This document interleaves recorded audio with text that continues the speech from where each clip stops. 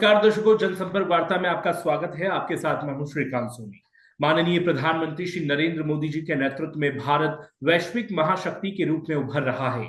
इसी दिशा में मुख्यमंत्री डॉक्टर मोहन यादव के नेतृत्व में मध्य प्रदेश भी पूरी प्रतिबद्धता के साथ कार्य कर रहा है और मध्य प्रदेश विकास के नए नए आयाम स्थापित कर रहा है।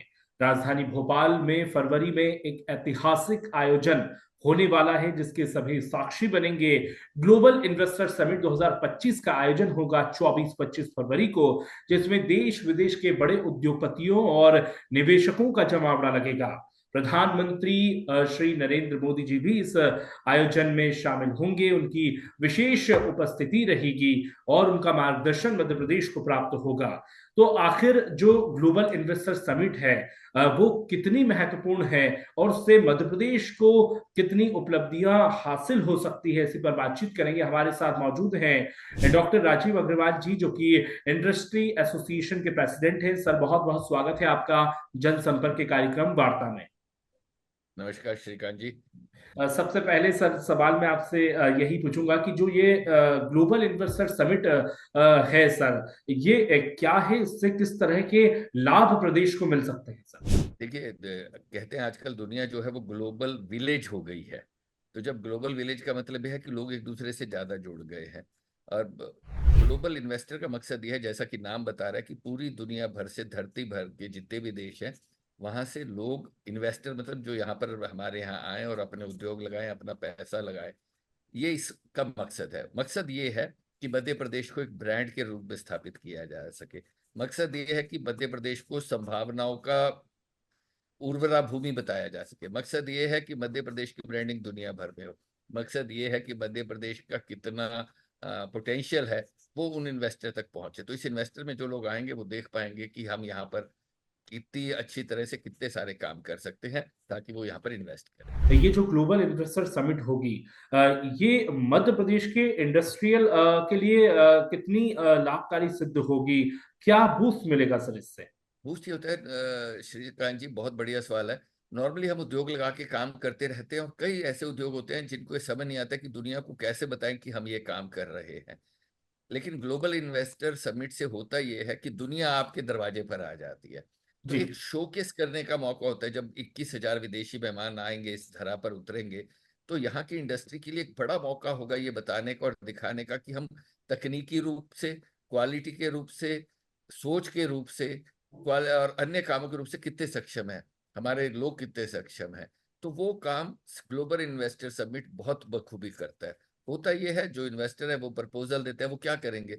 या तो वो सीधा सरकार से बात करके कुछ यहाँ पर नए यूनिट डालेंगे, या कुछ लोकल उद्योगपतियों के साथ मिलकर डालेंगे।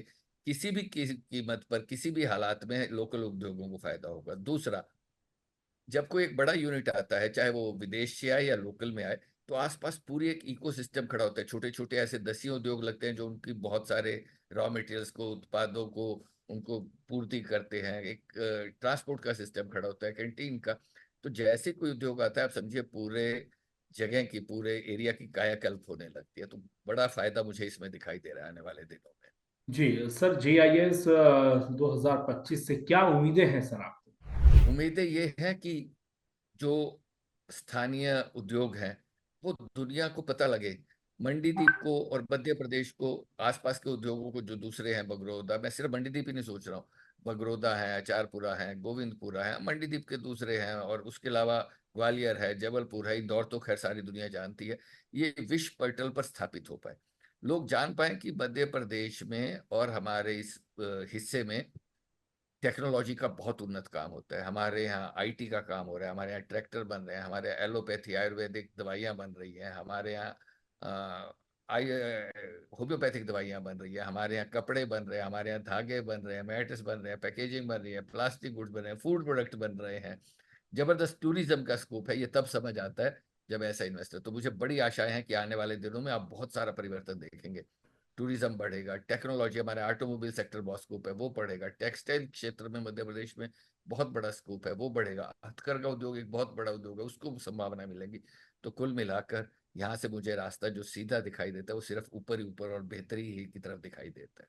जी बिल्कुल सर, माननीय मुख्यमंत्री डॉक्टर मोहन यादव जी ने जो रीजनल इंडस्ट्री कॉन्क्लेव की जो श्रृंखला शुरू की है, 7 रीजनल इंडस्ट्री कॉन्क्लेव हो चुके हैं। इसके बाद अलग अलग जगहों पे वो रोड शो करके आए, इंटरेक्टिव सेशन हुए हैं, जापान में हुए हैं, यूके जर्मनी की यात्रा की है।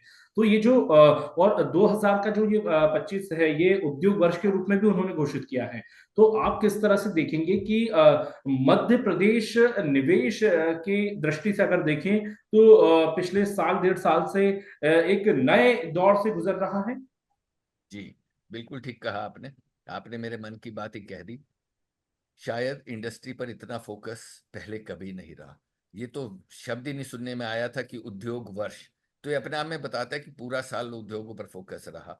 ये जो रीजनल इंडस्ट्रियल कनक्लेव हुए, जो ये प्रांतीय असंतुलन हो जाता है उद्योगों में, उसको खत्म करने का इससे बेहतर ढंग हो नहीं सकता था।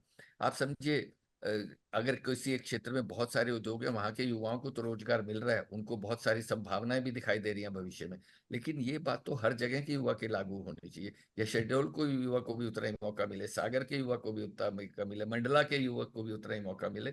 तो आदरणीय मोहन यादव जी ने एक बेहतरीन शानदार पहल की है कि सारे क्षेत्रीय संतुलन बन पाए। वो क्षेत्र के हिस्से, प्रदेश के वो क्षेत्र जो पीछे रह गए थे आज तक, वहां पर भी उद्योग पहुंचे और वहां के युवाओं को भी रोजगार मिले, वहां की इकोनॉमी ग्रो हो, और वहां का जो स्थानीय उद्योग है वो भी लोग जान पाए। तो अद्भुत काम हुआ है। और मैं समझता हूँ कि ये एक ऐसी परंपरा स्थापित हुई है जो शायद बाकी सब प्रदेशों के लिए भी मिसाल बनेगी, और आने वाले दिनों में आप सारे देश में शायद इसकी धूम देखेंगे। बिल्कुल। और सर, यहाँ से जो निवेश प्रस्ताव प्राप्त हुए हैं वो बहुत ही उत्साहजनक रहे हैं।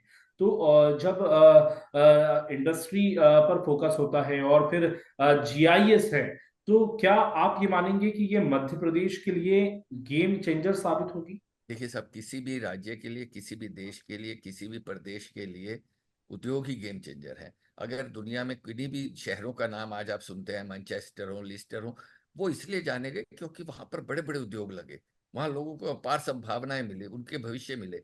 आप ये समझिए कि मुझे इस बात की चिंता होती है, और आपको होनी चाहिए, और शायद माननीय मुख्यमंत्री जी को निश्चित रूप से, कि यहाँ के बच्चे नौकरी करने बेंगलोर क्यों जाएं, पुणे क्यों जाएं, हैदराबाद क्यों जाएं। क्यों ना हमारा प्रदेश इतना उद्योग लगाए और इतना सक्षम बने कि यहाँ के युवा यहीं रहें।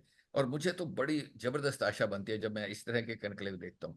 जो प्रस्ताव आते हैं, उद्योग प्रस्ताव, निश्चित रूप से वो एक बड़े संभावनाओं के द्वार खोलते हैं। वो ऐसी आहटें पैदा करते हैं कि हमें लगता है कि हमारे बच्चों का भविष्य चलकर उनके पास आ रहा है, बजाय इसके कि वो भविष्य की तक पहुंचने की कोशिश करें।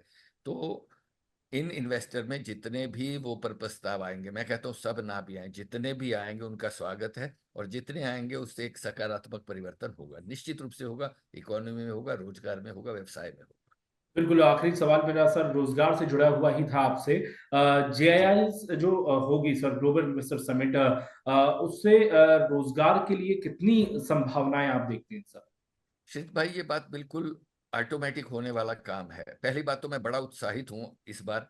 ये मेरी निजी राय है कि भोपाल में हो रहा है, क्योंकि आज तक जितने भी ग्लोबल इन्वेस्टर समिट हुए वो इंदौर में हुए। तो हम्म। मेरे लिए निजी रूप से गर्व की बात है, और मेरे शायद सारे भोपाल वासियों के लिए गर्व की बात है।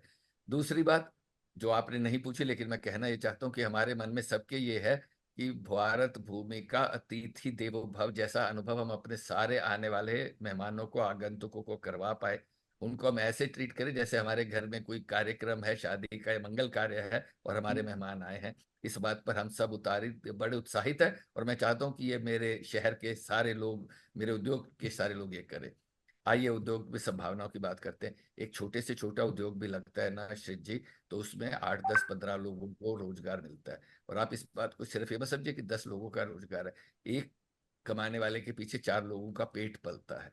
जी। तो मैं ये कह रहा हूँ, जितने भी उद्योग आएंगे, मुझे ऐसा लगता है जैसे कि संभावनाएं अभी दिखाई दे रही हैं कि कुछ लाख रोजगार पैदा होंगे। हजारों की बात नहीं कर रहा हूँ, लगभग 1 लाख रोजगार नए पैदा सृजन होंगे। और आप समझिए कितने परिवारों को और कितने पेटों को फायदा होगा। तो अद्भुत काम है। मेरा तो बहुत मन है कि ये होता रहे, और बारंबार यही होता रहे। बिल्कुल सर, बहुत ही महत्वपूर्ण आपने बात बोल के इसको वाइंड अप किया है कि रोजगार की अपार संभावनाओं को लेकर ग्लोबल इन्वेस्टर समिट तैयार है। भोपाल में वो होने वाली है 24-25 फरवरी को। और मध्य प्रदेश निवेश की नई गाथा लिखेगा, विकास के नए नए कीर्तिमान रचने के लिए मध्य प्रदेश तैयार है। बहुत बहुत शुक्रिया सर, आपने जनसंपर्क वार्ता के लिए वक्त निकाला। दर्शकों, इस कार्यक्रम में इतना ही। आप जुड़े रहिए हमारे साथ। नमस्कार। धन्यवाद आपका।